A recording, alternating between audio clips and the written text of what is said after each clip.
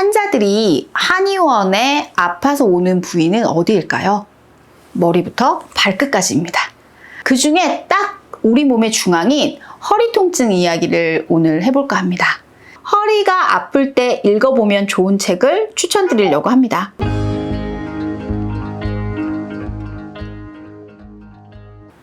책 읽는 우리 동네 한의사 권혜진입니다. 오늘은 통증에 관한 이야기를 해볼까 합니다. 제 책 우리 동네 한의사에서 허리라는 제목의 글이 있습니다. 그 글이 2편인데요.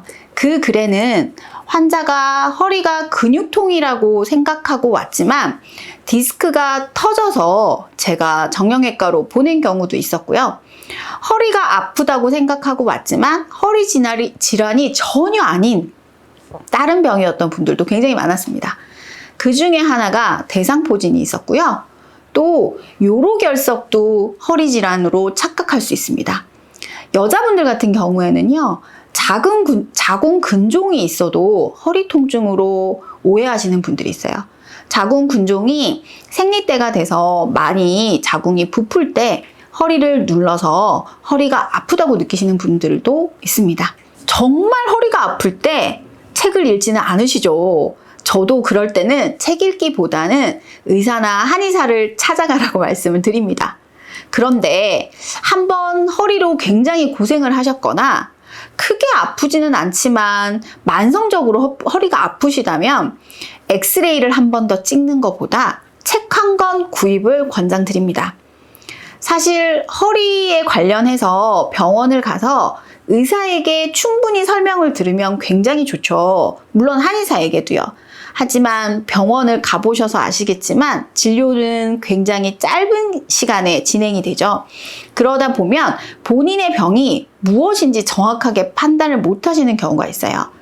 그럴 때 허리에 관련된 책을 한 권 읽으시면 나는 증상이 이래서 이런 치료를 의사가 해줬구나 라고 이해폭이 넓어진답니다. 그래서 오늘은 제가 허리가 아플 때 읽어보면 좋은 책을 추천드리려고 합니다.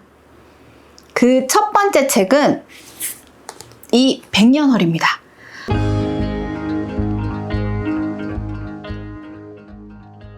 이 책은 2015년 연말에 나왔습니다. 2015년 연말에 나왔는데 제가 자료를 찾아보니 저는 2016년에 읽고 블로그에 글을 올렸더라고요. 사실 한의사가 양방의사인 책을 읽고 얼마나 좋았으면 블로그에 글을 썼을까요? 저는 이 책을 환자들에게 굉장히 많이 소개를 했습니다.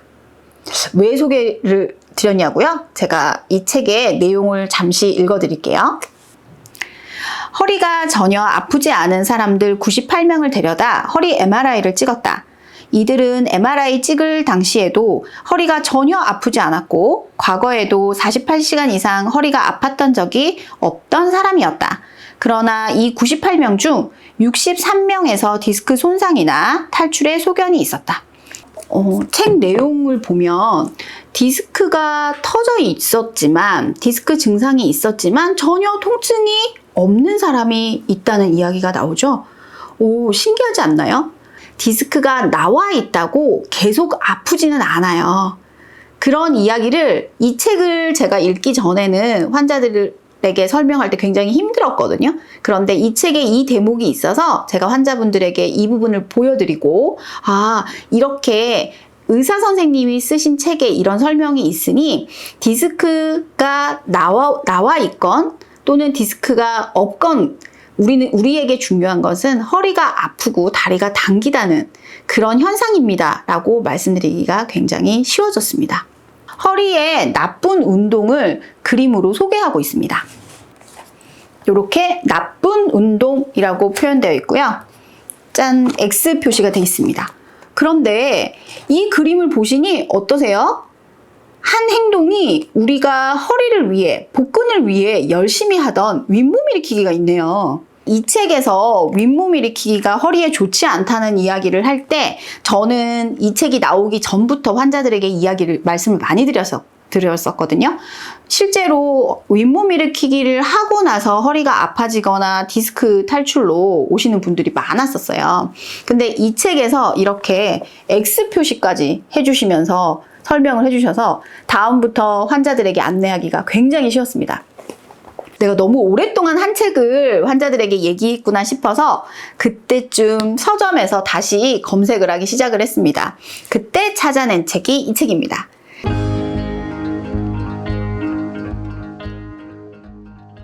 (2017년 10월에) 나온 책인데요. 네, 청춘 허리 비책이죠. 이 책의 장점은요, 그림이 백년 허리에 비해서 컬러가 많습니다. 네, 책도 볼 때는 아름다운 책이 좋겠죠? 이 책에 또 장면을 하나 보여드리면요, 이 그림이 있습니다. 이 그림은 자세에 따라 허리가 받는 압력이라고 되어 있습니다. 가장 좋은 자세는 뭘로 되어 있죠? 당연히 누워있는 자세입니다. 그 다음은요, 서 있는 자세고요. 앉아있을 때도 푹신한 의자에 등을 기댄다거나 또는 의자 엉덩이를 쭉 내밀고 앞으로 몸을 제끼는 자세에도 허리는 압력을 많이 받게 됩니다. 그래서 이렇게 컬러로 그림이 돼 있어서 환자분들에게 설명하기가 좋은 책이고요. 또 하나는 이 그림입니다. 이 그림 좀 이상하죠? 색깔이 다른 두 부위. 허리는 아파서 병원에 가서 디스크가 있는 부위가 어디예요? 라고 여쭤보시면 90%는 디스크 요추 4번, 5번 디스크입니다. 4, 5번이 그렇게 환자가 많아요? 네, 100명 중에 거의 90명이 그렇습니다. 아주 특이한 케이스로 3번이 그렇대요, 또는 흉추가 그렇대요, 또는 천추, 꼬리뼈가 그렇대요 라고 이야기를 듣고 오시는 분들도 많은데요. 거의 4, 5번입니다.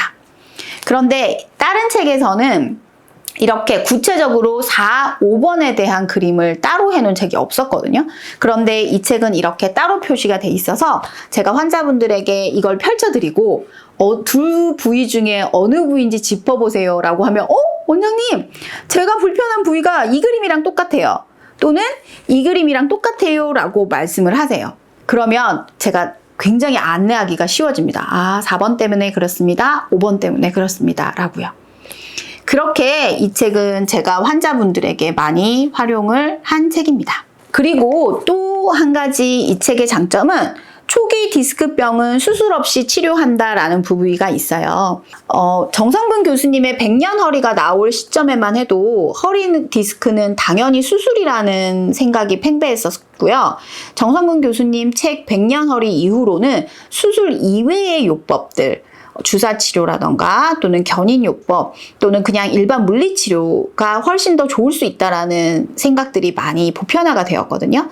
이 책에서도 그 이야기를 하면서 순서를 나열하고 있습니다. 그 순서 중 하나가 수술 없이 치료할 때 첫 번째, 보존적 치료를 시행한다. 이 이야기는 조금 쉬면서 한 2, 3일 정도 아무 행동을 하지 않았을 때 허리 통증이 어떻게 되는지를 보라고 얘기하거든요. 그 이후에도 아프다면 병원에 가야 된다고요. 하지만 그 2, 3일 쉬는 것이 일주일까지 쉬어서는 근육이 말라버리기 때문에 그렇게 길게 쉬지는 말라고 얘기를 하고 있습니다. 그 이후에는 신경에 눌린 정도에 따라서 약물 치료를 시행하는 것도 권장을 하고요. 이렇게 환자들이 어떻게 치료를 하면 좋은지에 대해서 순서대로 설명이 되어 있습니다. 또한 물리치료도 있고요. 그런데 그렇게 하다가 안 되면 결국 수술을 하라는 것도 이제 안내가 되어 있습니다. 이 책의 또 하나 장점은요, 허리의 불균형이 목질환으로 간다라는 부분이에요. 허리 질환이 목질환도 유발할 수 있다는 이야기를 한 책에서 같이 하고 있습니다. 이것도 2017년이니 꽤 시간이 지난 책이잖아요. 그래서 제가 또 최근 들어 또 검색을 해서 찾아낸 책 한 권이 더 있습니다. 매일 척추라는 책입니다.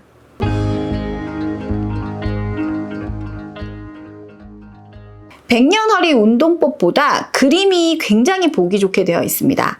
그림이 백년허리 같은 경우는 사진이 많은데요.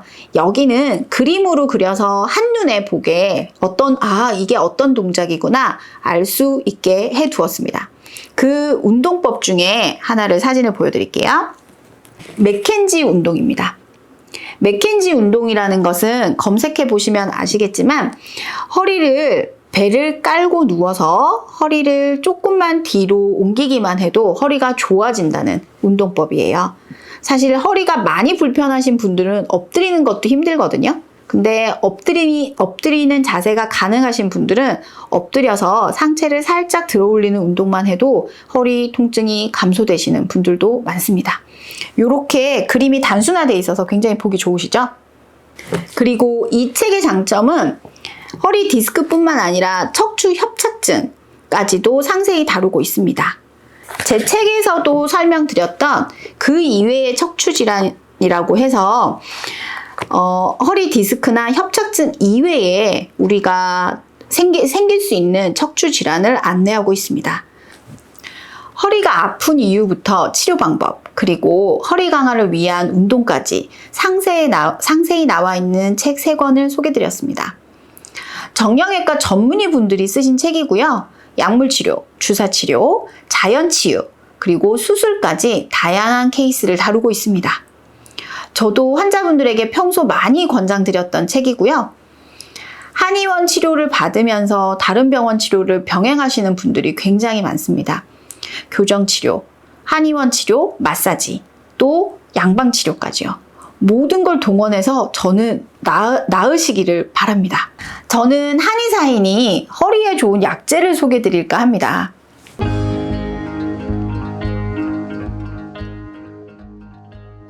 약재가 4가지인데요. 처음 소개드릴 약재는 두충입니다. 두충은 국산이 굉장히 많습니다. 두충은 약재가 굉장히 특이한데요. 이렇게 꺾어서 잡아당기면 사이에 실처럼 끈적끈적한 성분이 있습니다. 그래서 이 성분이 뼈를 강하게 한다. 또는 무릎도 좋아지게 하죠. 그래서 민간에서는 두충을 차로 끓여 드시는 분들도 많습니다. 2번째, 우슬이라는 약재인데요. 우슬, 말 그대로 소의 무릎입니다. 소의 무릎은 굉장히 강하죠. 그만큼 무릎에 좋은 약재입니다. 무릎뿐만 아니라 허리에도 굉장히 좋은데요. 이 우슬은 국산 우슬입니다. 이 우슬은 중국산입니다.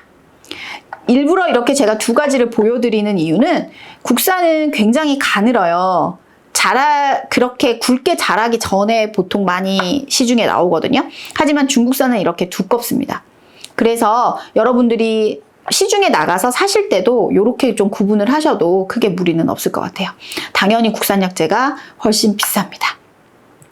그리고 우슬은 아까 말씀드린 소무릎이라는 뜻이 있어서 무릎에도 좋은 약이지만 이 우슬을 보약에다가 넣으면 보약 성분을 무릎으로 끌고 가는 약재라고 합니다. 이런 것을 한의학에서는 인경약이라고 하는데요. 보통 그 부위로 다른 약들의 효능을 끌고 간다, 이런 뜻입니다. 또 한 가지 더 소개를 드리면 하나는 속단입니다. 속단, 이을 속자에 끊을 단입니다. 끊어진 것을 이어준다라는 약재죠. 우와, 끊어진 걸 이어준다면 근육, 뼈에 굉장히 좋겠죠? 네, 맞습니다. 그런데 이 속단은 저희 한의원에서는 중국산을 쓰고 있습니다. 왜냐면 국산 속단은 한속단이라고 해서 사실은 진짜 속단이 아니거든요. 그래서 원래 속단은 중국산이 진짜 속단입니다.